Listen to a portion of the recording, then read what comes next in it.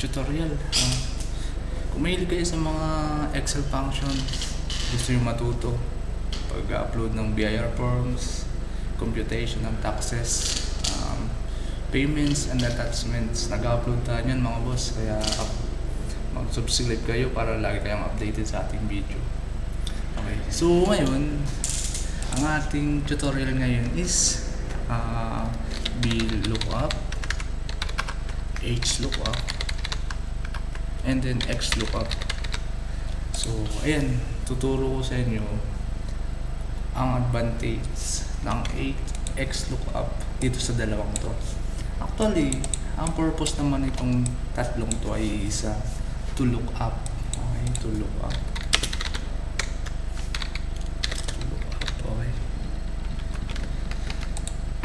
Ayan, to look up. So, yun nga lang, merong advantage ang XLOOKUP dito sa dalawa. Okay. So, ayun mga boss, ang VLOOKUP nga pala, ginagamit yan pag halimbawa, may data kayo na naka-vertical. So, halimbawa, ito yung inyong data, ang hinahanap nyo nasa left side, ay nasa right side. Okay, ito yun, nasa right side. So, ang gagamitin nyo is VLOOKUP. Ibig sabihin, naka-column. Halimbawa, ito ang data mo. Ang hinahanap mo, comparison, nasa right side, column. Basta pa right side. Ang gagamitin mo, VLOOKUP sa dalawang to. Okay? So, ang HLOOKUP, pababa naman siya. Halimbawa, ang data nyo ay eto, tapos ang hinahanap nyong comparison or data ay nandito, pa down, pababa. Ang gagamitin nyo, HLOOKUP. So, ang VLOOKUP stands for vertical. So, lahat ng naka-vertical daw, so, yun ang gagamitin nyo. So, ibig sabihin naka-row by row siya.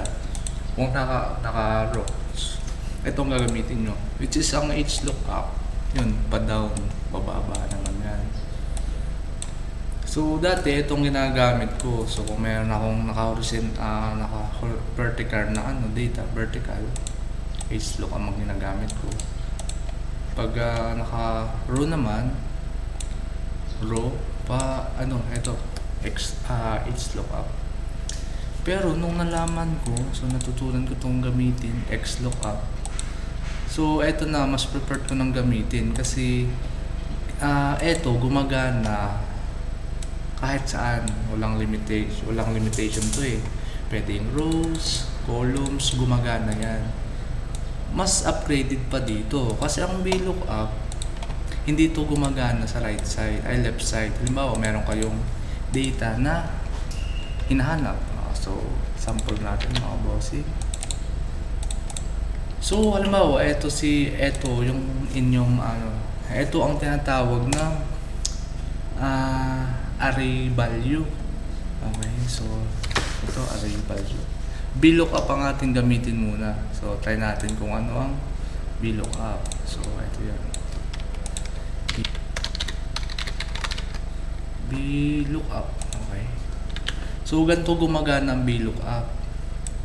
So, kailangan ng lookup value, ito yun. And table array, ito yun. So, ayan.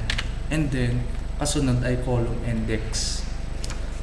So, siya, kinakount niya ang per column. Halimbawa, since itong hinahanap natin, itong amount na to, so, number 2, column.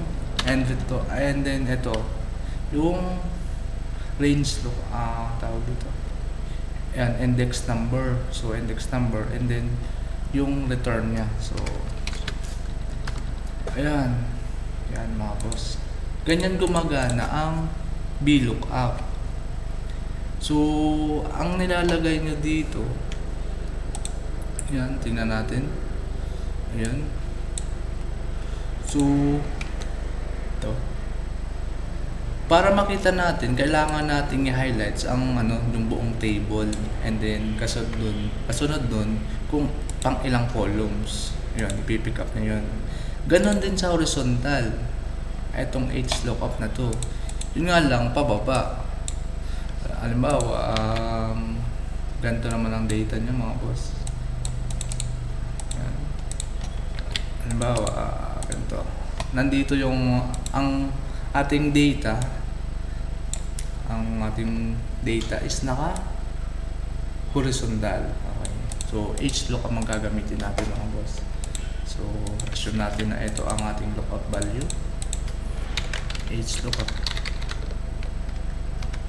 HLOOKUP. Highlights natin yung table array, return column 2 kasi nasa pangalawang column siya, 1, 2. Okay. Yan. So, ayan. Ganyan gumagana ang HLOOKUP. Parang parehas sila. Pag naka-vertical, ito, VLOOKUP ang gamitin nyo. Horizontal, HLOOKUP. Which is, yun nga lang, etong VLOOKUP na to, may maraming may limitation. Pag halimbawa, may limitation ang VLOOKUP. So, ang column na halos na ka-count niya or nagano yung kanyang function, almost siguro hanggang 30 below or baka wala pa, hindi na yun gumagana. So limited lang yung kanyang column to the right, and then hindi ito gumagana sa right side. Halimbawa, eto ang hahanapin natin, number. Okay, so sample natin, VLOOKUP Audrey 2. Ayan, NA. So hindi siya gumagana pag ang hinahanap mo ay nasa left side. Naka NA to, hindi to gumagana. Ganon din sa HLOOKUP. Okay. Whereas ang XLOOKUP mas advantage, kaya ito lagi ang ginagamit ko, XLOOKUP. Yan, XLOOKUP na yan. Yan. So, eto naman, ganito lang ito ginagamit. HLOOKUP. Yan. So, assume natin na ito yung ating array value. So, yan. Array ating lookup array. And then ito.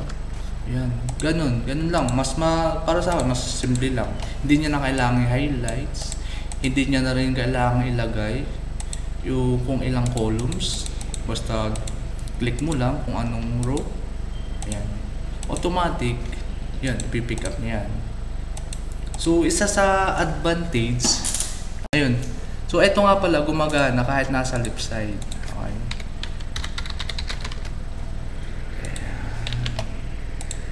So, eto.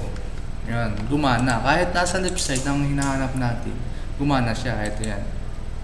Yan. Isang advantage to, isang magandang advantage to sa VLOOKUP. Hindi na natin kailangan maglagay ng ibang formula para makuha lang natin yung nasa left side ng ating data. Ito ating lookup value, yung ating values, array values. So, para sa akin, isang magandang advantage yun sa XLOOKUP. Okay. Isa pa sa advantage ng XLOOKUP, pagde-delete ng columns or rows or mag-a-add. Okay. Pansinin nyo ito mga bossing. Yan. Ang ginamit natin dito ay VLOOKUP. Dito ay XLOOKUP. Okay. So pag nag-add tayo ng rows dito, ito yun. Ayan. Kita nyo naman. Yan yung function na ginamit natin. So, ito ang ating returns. So, pag tayo mga boss, halimbawa, mag-a-add tayo ng column. Ayan. Isa ito sa napakalaking naging advantage ni XLOOKUP. O kahit siya mag-add, hindi siya nababago yung kanyang ang tawag dito. Parang tawag dito. Ayan, yun na yun.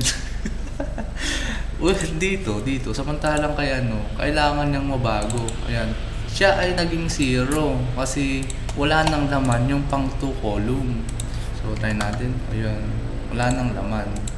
So kailangan i-adjust natin yung column index niya. So since number 2 na siya, yun, i-adjust natin. So prone sa error, mahirap, pangit, parang sa pangit tong to. So kailangan nating i-adjust every time na may delete tayo or add ng column. Ganon din sa sa row. Sa rows na tama ko. So eto yun, pansin nyo mga boss. Ayan, eto yan. Etong dalawang to. So try nating mag-add dito ng row. Yun, ganoon din boss, mga bossing. Na siya, kailangan niyang i-adjust din yung kanyang column index. So since number 3 na siya, ayun. Ganun, halos ganun din tong dalawang to. Dalawa, etong medyo similar yung kanilang properties. Ayan. So ito ang isang magandang advantage din ni XLOOKUP dito sa dalawang to. Hindi mo na kailangang mag-adjust every time na magkakaroon ko ng delete and then add ng columns and rows. Kasi automatic na nasabay ito sa agos ng buhay. Ayun, mas secure, mas accurate, mas maganda, hindi mo na kailangan masyadong maroblema kung itong gamit mo. At isa pa, halimbawa, may hinahanap ka. Halimbawa, itong si Audrey. Ayan, si Audrey na to. Ito, ayan. Halimbawa, ang inahanap mo na data ay wala dito sa items or data na pinagpipilian. Halimbawa, ito is pay. Ayan. Automatic ang magiging result ni VLOOKUP NA agad or wala sa pinagpipiliang data. Ito, error mismo ang Ito, naka-built-in na kay VLOOKUP na once na wala siya makita dun sa data na nasa range niya, NA ang magiging result. Pero kay XLOOKUP, pwede mo siyang dagdagan or i-modified.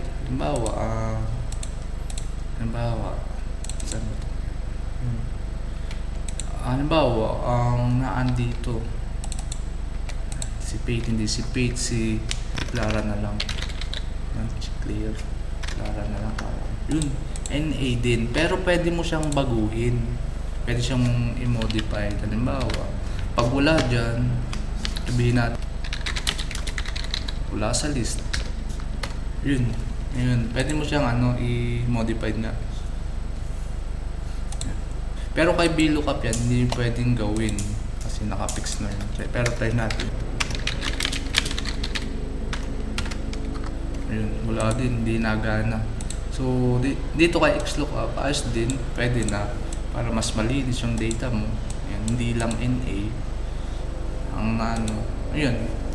Yun ang maganda ding advantage kay VLOOKUP. Kaya eto, mas prefer akong gamitin. So parang pwede mo siyang i-modify kung gusto mo. So isa pa kay XLOOKUP, pwede mo siyang pag halimbawa ang hinahanap mo yung nasa dulo, ito yung data mo, ang hinahanap mo ay si Pay, ito si Pay, pero si Pay nagkataon na meron din sa dalawa yung data niya. So ang hahanapin dyan ni VLOOKUP,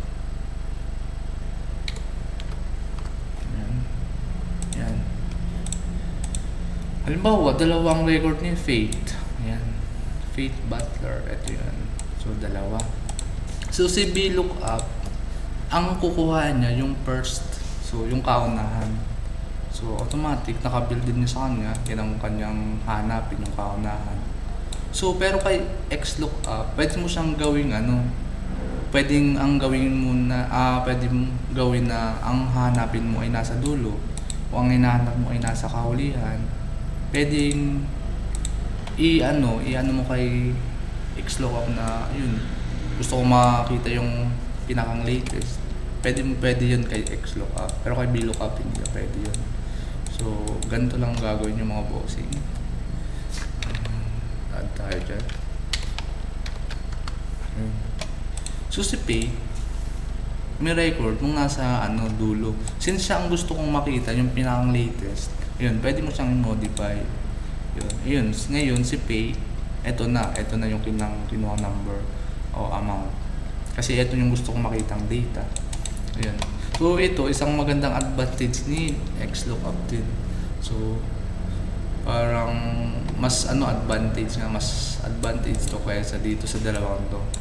Kasi ayun, tulad nito, dalawang kanyang data, pero dito kay VLOOKUP wala kang nang magagawa dyan. Ang kukunin niya talaga, ang pipick up niya yung kaunahang data sa pangalawa or tatlo. Since ito si Pay XLOOKUP, pwedeng gawin mo na ang gusto mong makuha, yung pinakang dulo, pinakang uli, pinakang latest. Okay yun, kaya niyang gawin. Which is dito sa dalawang to, hindi nila kaya. So ito, isang magandang advantage din ni XLOOKUP. Okay. So ayun mga bossing, kaya mas preferred kong gamitin si XLOOKUP. So yun, konting recap lang mga boss. Pag ang data halimbawa may data kayong hinahanap at naka-vertical siya, ang gamitin nyo VLOOKUP, vertical. Okay. Pag naka-horizontal naman, HLOOKUP. So si XLOOKUP naman pwedeng gamitin vertically, horizontally. So kahit naka-rows, columns, gumagana siya. At madami pang advantage. Pwedeng gumana to sa left side na hindi kaya nitong dalawa. Sa right side, yun, di kaya. Which is si XLOOKUP, pwede. At magandang advantage dito is yung pag-add ng column and delete. Yun. Every time na mag-delete, mag-add ka, kailangan i-adjust mo yung column index ni HLOOKUP or VLOOKUP. Which is kay XLOOKUP yun, wala, okay lang. So kahit mag-add ka ng mag-add dyan, ayan, try natin. Yun, kahit mag-add ka dyan mga boss, yun, di mababago. Yun, nakaano pa din siya. Tama pa din dun sa rows and columns nung simula. Okay. Ganyan gumagana si HLOOKUP, VLOOKUP mga boss.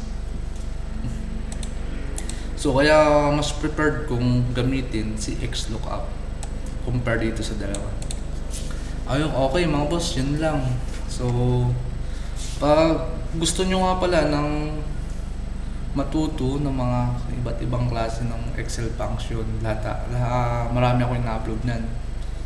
And then BIR forms, computation, yan, manood kayo, nag-upload din ako nan mga bossing para maging updated kayo sa ating mga video mga boss.